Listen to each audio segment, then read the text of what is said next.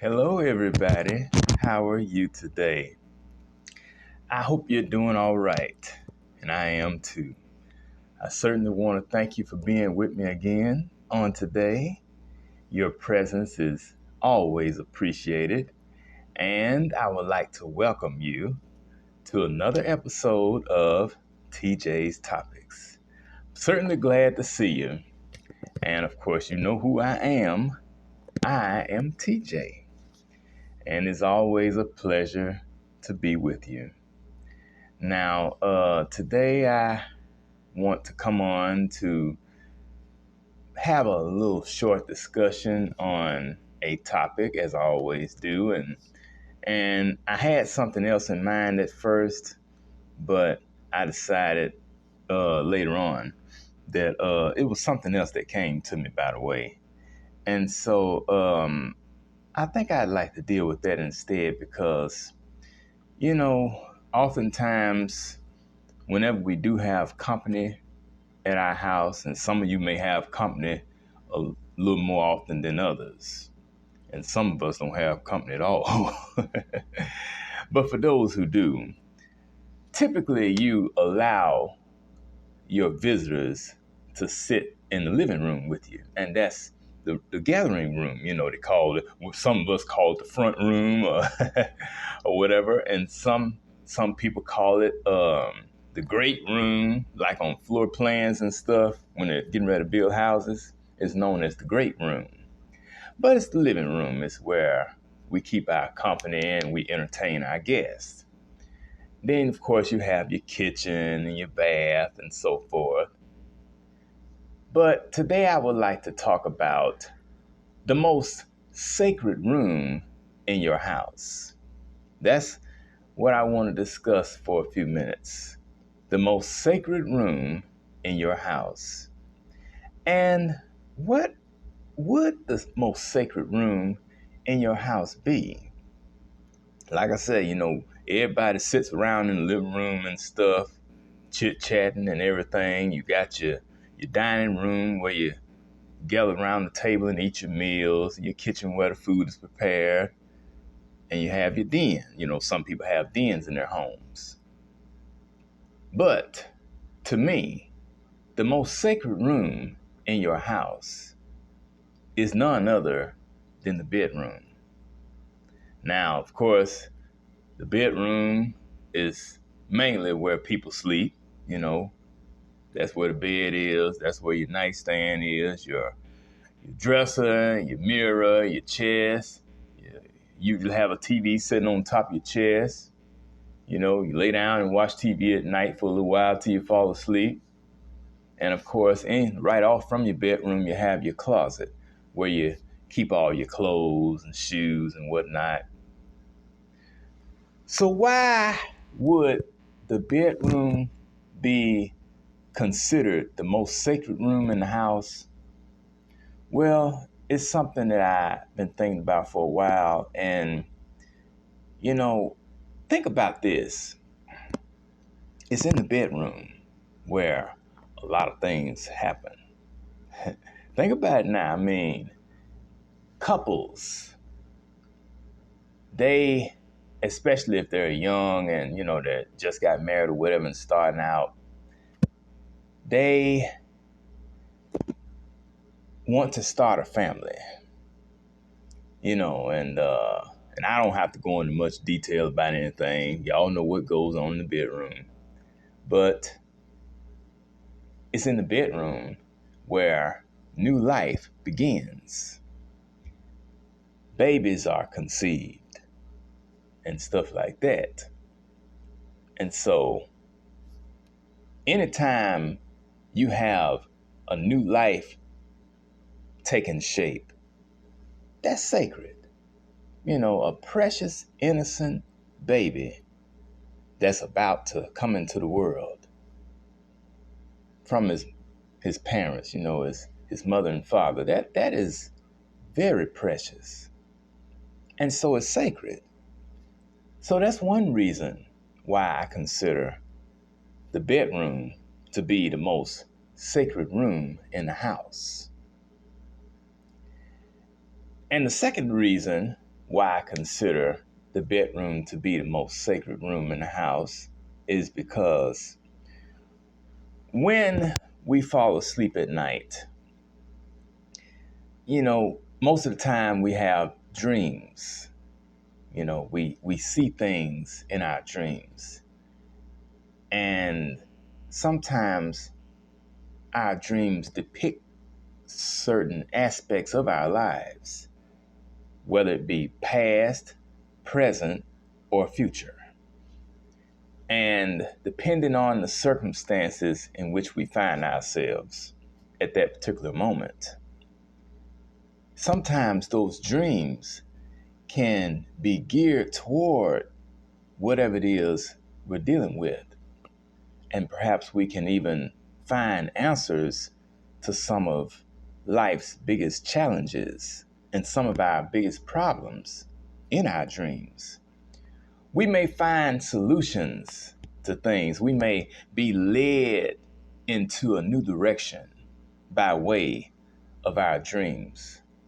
And the Bible calls them night visions. There's a passage in there that refers to them as night visions. Well, that's what dreams are.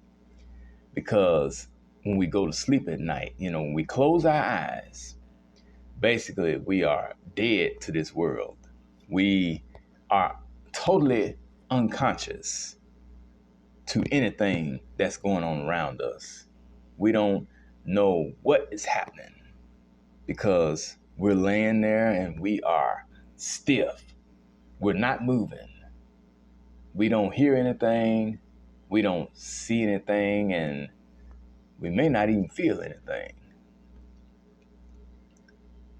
Sometimes people go into a real deep sleep at night. And that is usually when the dreams start coming to us, is when we enter that realm of sleep they call REM, and this refers to rapid eye movement.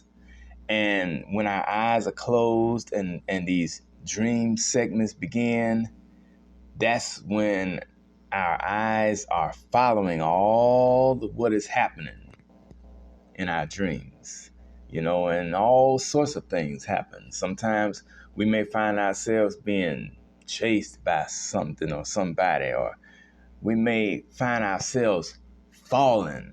I don't know if any of you have had dreams where you have been falling. I mean, I've had many dreams like that.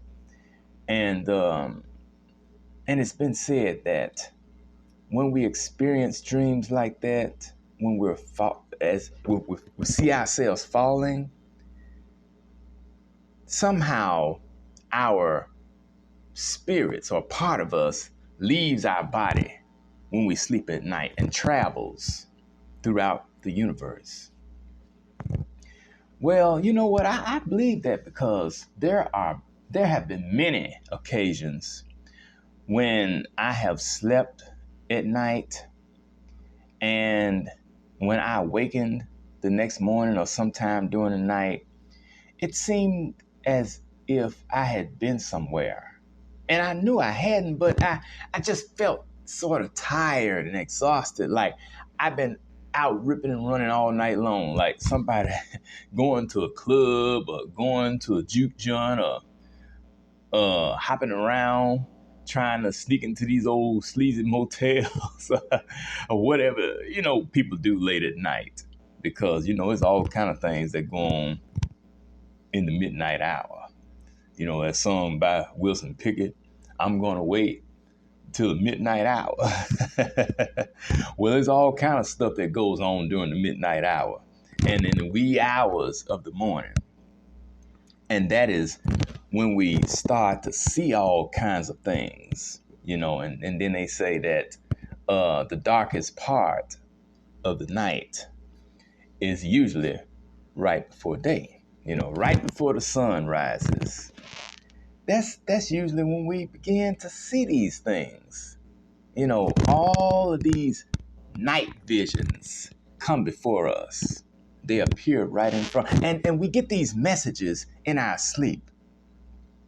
And so that was what I wanted to dwell on mainly, Oh yeah, now, like I said, going back to the first reason why the bedroom is so sacred, you know, um, for one thing, we have to be careful who we invite into our homes and who we allow to be a part of our lives. Because, everybody who's running around here, out here is not any good. You got a lot of scandalous sapsuckers out here. Well, sapsuckers, that's what I talked about last time. I guess I still got it on my mind. But it's true, though. I mean, you got a lot of, I'm talking about, they're no good. And they're no good for us. And sometimes the biggest mistake people make is jumping into bed with somebody too soon without taking the time to get to know that person. And, once you have intercourse with them, it's more than just exchanging bodily fluids and stuff like that. But there's an exchange of spiritual DNA as well, and all that becomes intertwined together. And oh man, you talking about a big mix up, and if you're not careful, it could be a big mess up as well. And who in the world wants to deal with that? So that, in my opinion, is the reason why the bedroom is, in fact, the most sacred room in your house. Because, we see all types of things, we hear all types of things, and we feel all types of things in the bedroom. Whether you're with somebody or if you're by yourself. Sometimes I think if you're by yourself, you're better off. That way you ain't got to deal with all that mess.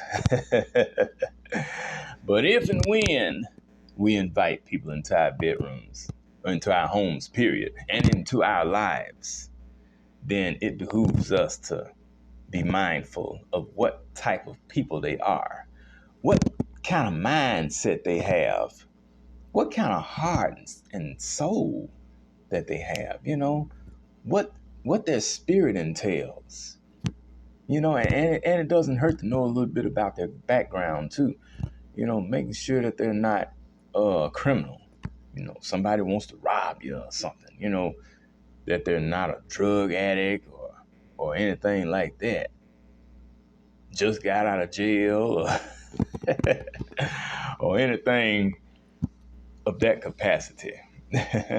So tell me what you think. You may consider another room in your house to be sacred.